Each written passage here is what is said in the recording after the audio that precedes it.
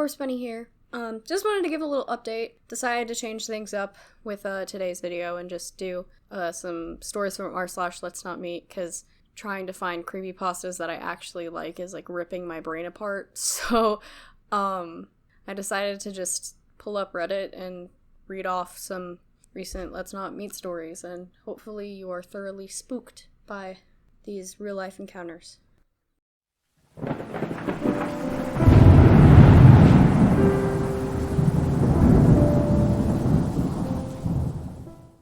This post is titled Workplace Stalker with 3 question marks, and it was posted 9 hours ago at the time of recording by u/Tay1348. This literally just took place, no more than 30 minutes prior to me typing this. I am tripping complete balls. Necessary background information will be vague, as I feel so beyond uncomfortable sharing even the slightest of my personal information on the internet during this sensitive time. I work night shifts, basically fulfilling the role of a secretary. I am always at my workplace completely alone throughout the entire night. I am generally a paranoid person as is, especially given A, the experiences I have had in life, and B, the vulnerability I face by doing this job. Although there are very quality safety protocols intact for anyone fulfilling this particular role at my workplace. Also, not necessarily relevant, but I am a 120-pound female in my early 20s. For the past several weeks, I have been feeling particularly paranoid at my job for unexplained reasons. It was and is at the point where I no longer engage in listening to music or podcasts while I work, something that I did nightly prior to the arise of this unexplained gut feeling.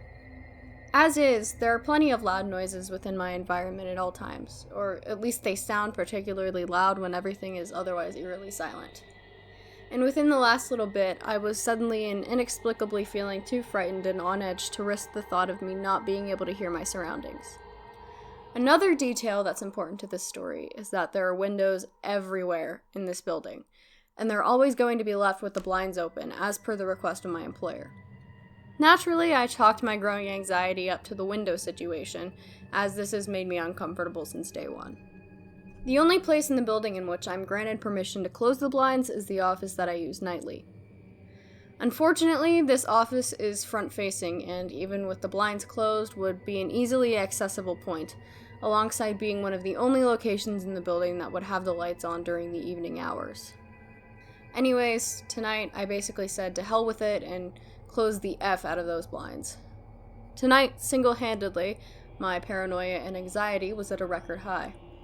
I cannot do anything without feeling the need to look over my shoulder, and tonight I'm required to complete tasks that involve me moving throughout the building. I had peeped out of the open blinds probably dozens upon dozens of times this evening due to my peaked paranoia, and was unable to see anyone at all, or anything out of the ordinary. Eventually, I convinced myself to calm down, and left my main work area to perform some of my tasks at hand. When I returned, I could visualize an entire silhouette of a man, standing no more than 3 feet from one of the windows. I didn't visibly react at first, although I was trepidated. Trying not to draw attention to the fact that I spotted him, I continued the small task I had at hand. He took several photos of me. I could see the flash on his phone camera. He stood there for minutes, taking photos in between the small cracks of the wooden blinds. I panicked and locked myself in a room containing no windows, and, not wanting to overreact, still trying to downplay the situation, but internally losing my absolute shit, I just continued to do my job shortly after. Not even 5 minutes later, a completely unrecognizable to me man in his late 50s begins banging on the glass doors.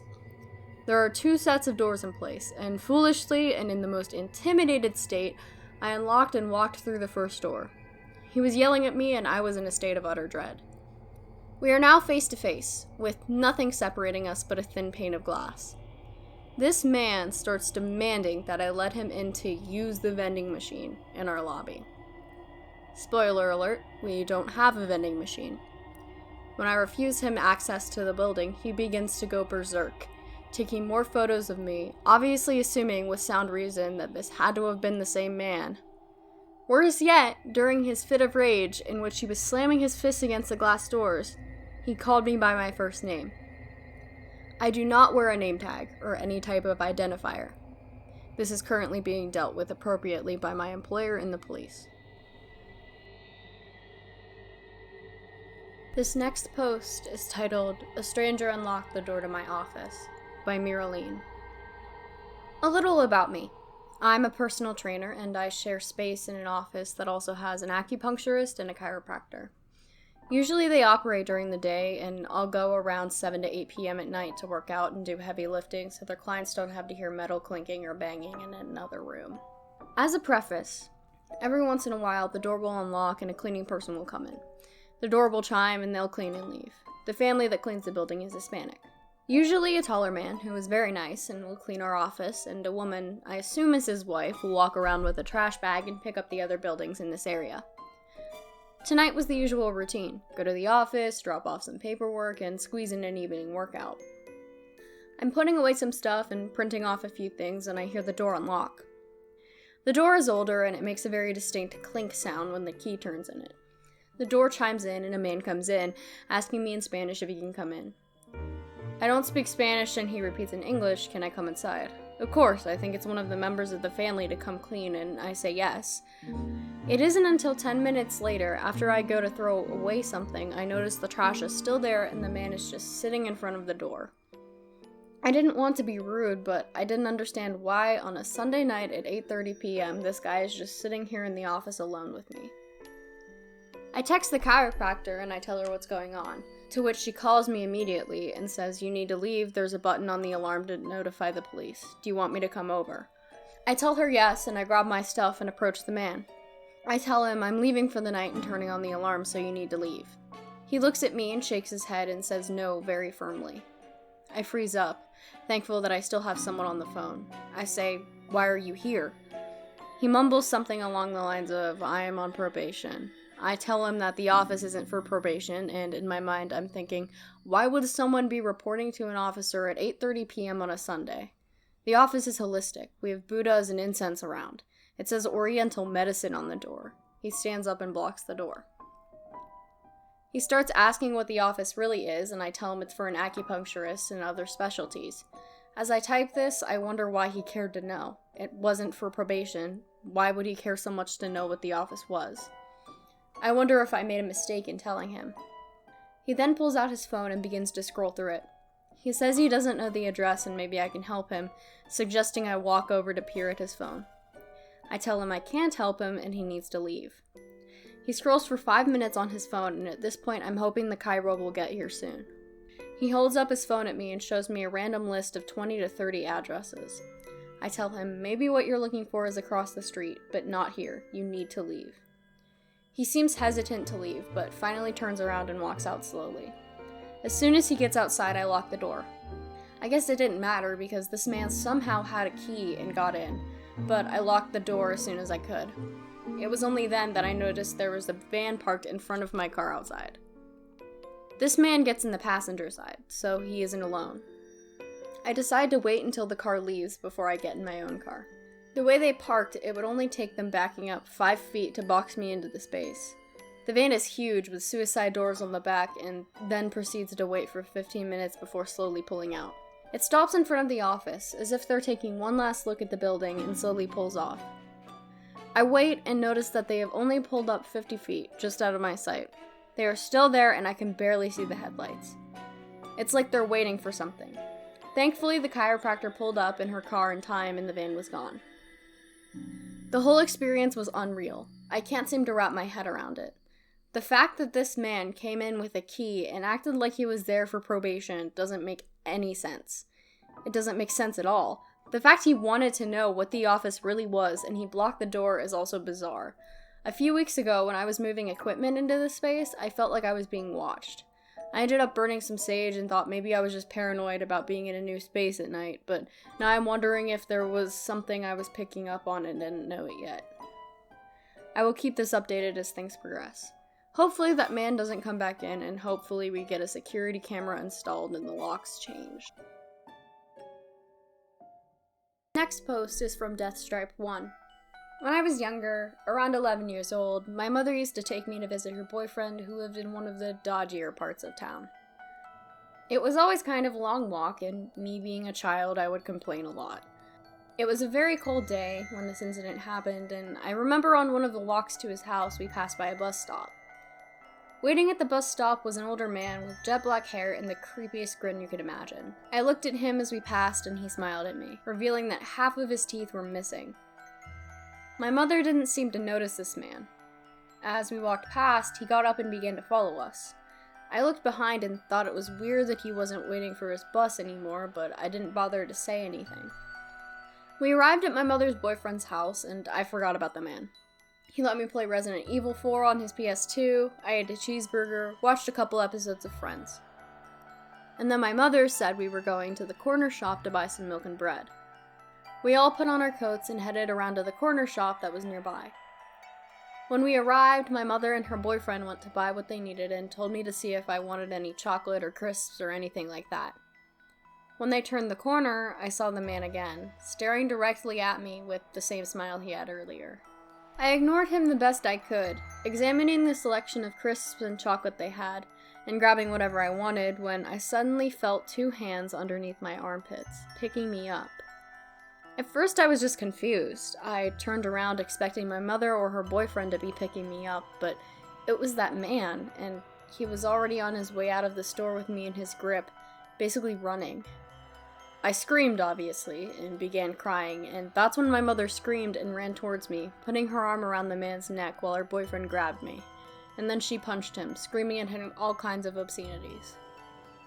All I remember at this point is the person working in the corner shop coming to ask what had just happened, and the man ran out of the store. The person working at the store rang the police.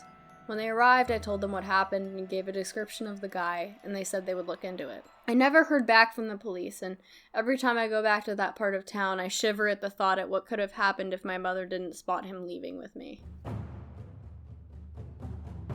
The next post is titled, "That One Time a Dude Chased Us Down the Street," by Sugar Skulls. This happened about 2 years into our now almost 9-year relationship, and it still gives me chills when I think about it. My partner, Ron, and I had just pulled up to his mom's house after a date night, and we were in the middle of saying our goodbyes. For context, his mom's house used to be in a quiet, residential area surrounded by busy main streets and a random freeway entrance 2 blocks over. We were not parked for more than 5 minutes when a man coming from the house next door came up to the car with a flashlight, tapping on the passenger window, motioning for us to lower it. Needless to say, we were both a little freaked out as he appeared out of nowhere and refused to lower the window, especially considering we didn't recognize him. He tapped harder this time, and Ron told me to just drive around the block until he went away. So I drove down to the end of the street to put some distance between us and the man. That's when we see him jump into a car and drive full speed towards us. Panicked, I make a wide right turn onto the main street so that I'm in the left lane. Does this dude not do the same except pull into the lane on our left in the middle of oncoming traffic? At this point, I'm hysterical, and Ron and I are trying to rationalize what's happening. When I catch a glimpse of his face, he seemed so angry, and I realize he's screaming something at us, but I can't make it out. So, I make an asshole maneuver in front of the car on my right to dart down the next residential street. We thought we had lost him, but he came flying down behind us, only to pull up on our left again, screaming at us to get out of the car. While this is happening, Ron has the police on the phone, trying to give them details about the car and the man driving. I, on the other hand, stepped hard on the brake and reversed it all the way back down the block to get away from the man. He must not have seen it coming because he seemed to stall for a minute. We were hoping that was the end of it, but he chased us down that street too. I realize the freeway entrance is only a block over now, so I hightail it, running a red light in the process, and pull onto the freeway at the last minute. In the rear view, we see him stop abruptly and stare at us while we zoom down the freeway. With the police on the phone, they explain that they'll send out a patrol to scope out the area for a car of that description. Not sure that ever happened. I drove until I was sure he wasn't following us, and we were far away enough from Ron's mom's house to call my parents. We pulled into a Rite Aid parking lot and waited for them to come get us while I'm just crying hysterically. That night, my stepdad drove Ron back to his mom's house where they saw no sign of the man. The next day, when Ron had told his family what happened, they went next door to confront the neighbor about it, only for the neighbor to explain that they had no company over that night, did not recognize the car, and didn't know anyone of that description.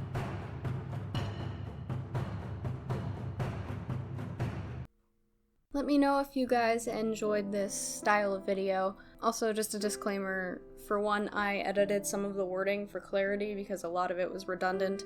For two, these are really, really recent Let's Not Meet stories, so they're not like verified, so hopefully they're true, but I'm not gonna like guarantee it. But anyway, yeah, let me know if you enjoyed.